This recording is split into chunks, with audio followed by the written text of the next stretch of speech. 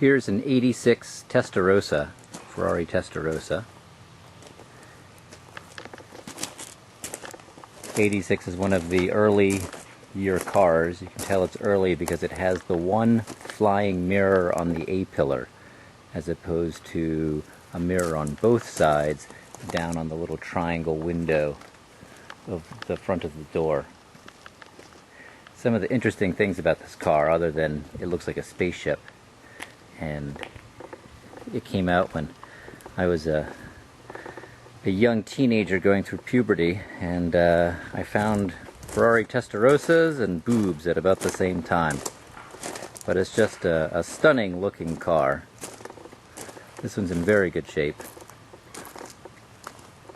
One of the neat features from the rear are these louvers, these black louvers that go all the way across the back, and you can see the tail lights through them.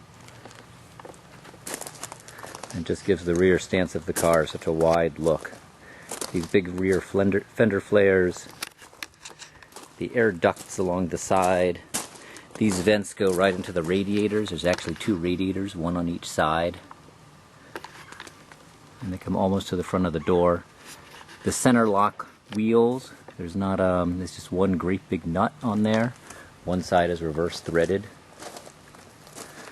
In addition to the one mirror, which gives it an asymmetrical look, if you look in the front in the air dam, there's a hole on the right hand side of the air dam, and that's for the AC condenser. So that's in the front, but two radiators and one oil cooler are in the rear.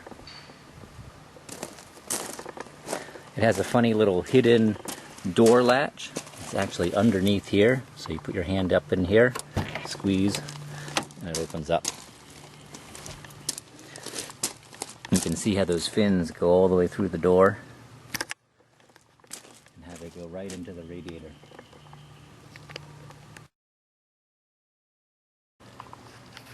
The interior is pretty neat too. Pretty 80s, pretty square. It's got two seats with like a little luggage shelf behind them. The parking brake on the outboard side.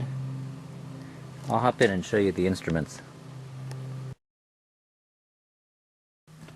And you can see the gauge pod with these kind of orange day glow numbers on them. So we've got the speedometer, 200 mile an hour speedometer on the left, tachometer on the right, oil pressure on the top, water temperature below that.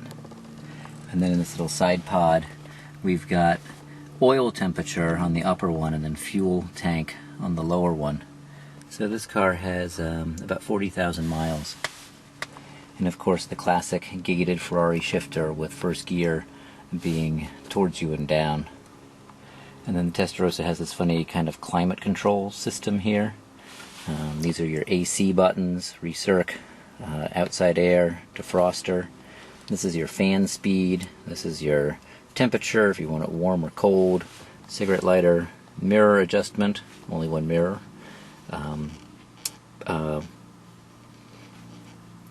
P, fog lights, maybe parking lights. That's what P would be, parking lights, hazard lights. Window switches. This is the electric release for the glove compartment. This is some sort of control for the ventilation system, whether you want the vents to go maybe out at your feet or maybe through the dash. I haven't totally figured that out. And then you've got a little pocket here with holders for cassette tapes. Very important in 86. And under this little panel on the dash is the original Nakamichi tape deck, cassette deck. So that was like hi-fi sound back in the day. The glove compartment, you have to hit the electronic release. The key probably has to be on. And then the glove compartment, let's see here. Swings that way with a little mirror that pops out of it. And all Ferraris came with a little service light. It's a little light bulb with a magnet on it that plugs into the cigarette lighter. So if you have to do a roadside repair, you could use that little service light. And then of course a mirror for the passenger to preen herself.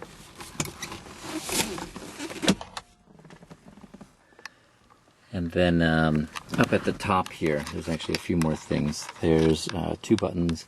One is for a map light, and which is this little light here, and then there's kind of a dome light up in there. And then you can turn on the fog lights and the rear defroster with those buttons up there.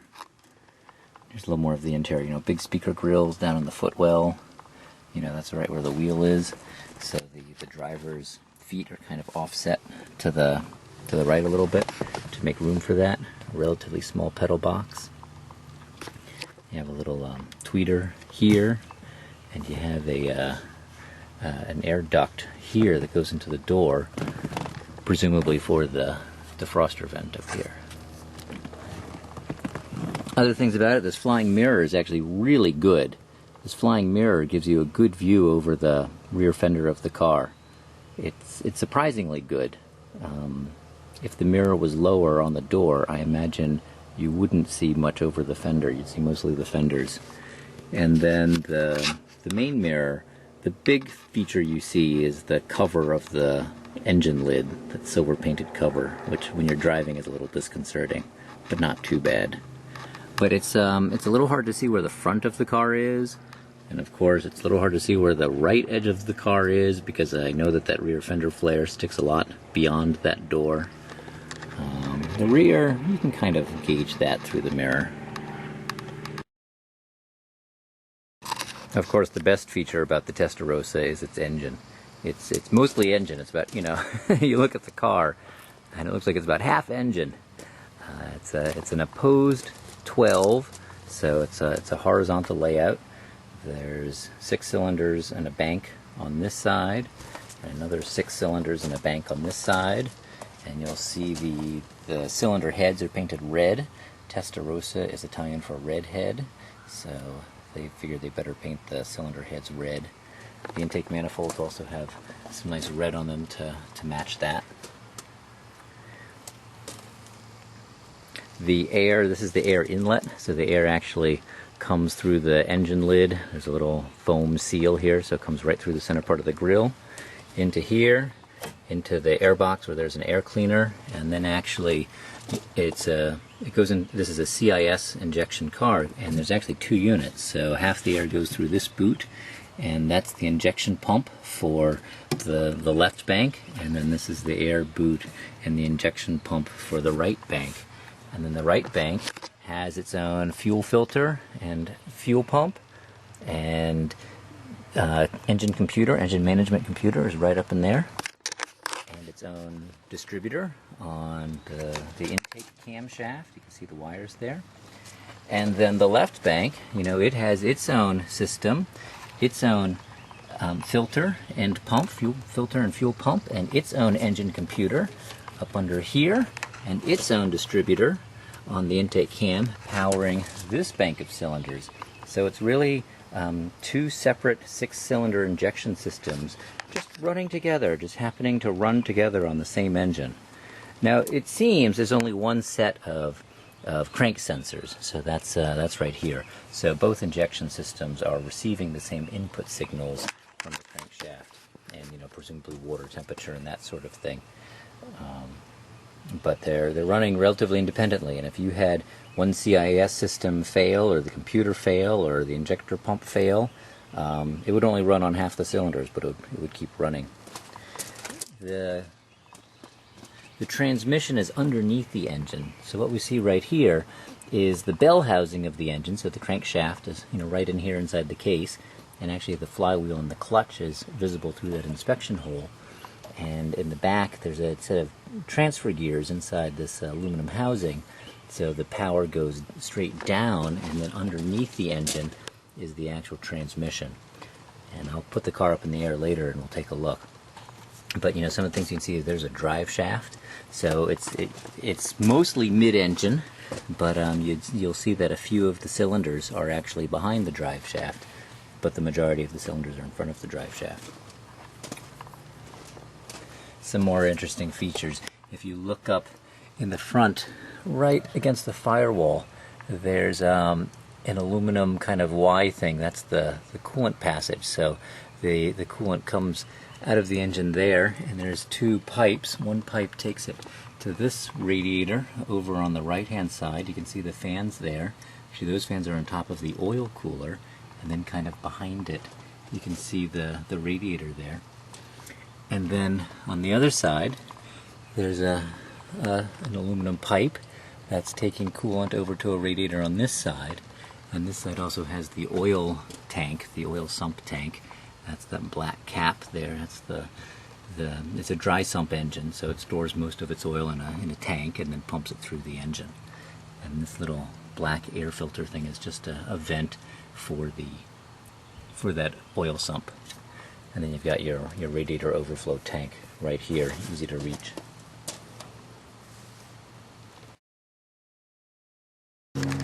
There's also a front trunk in the car. Not terribly large, but you know, I could fit a few cases of beer in there. It wouldn't be too bad. You've got the original toolkit there. You've got obviously your brake reservoir here. There's the brake booster and the master cylinder underneath the reservoir. It's got twin hood latches, one on each side, and then that air intake there. That's the air for the HVAC, the heat and the air conditioning. Of course, it's got, you know, the pop-up headlights.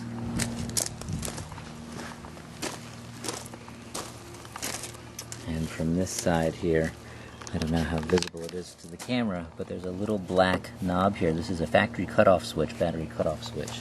So either they knew that the electrical system was going to have somewhat of a drain and drain power, or they knew that people wouldn't drive them very much. So they made a provision to make sure that you could turn off the battery, you could shut the battery off. One more thing to point out is in the front here, you've got the red Ferrari air horns right behind the grille, and you actually have the windshield washer reservoir right there too, so you can top that up. Not really visible behind the grille because the air is actually diverting to the sides. I presume to the wheel openings, to the brakes. When we get it up on the lift, we'll find out.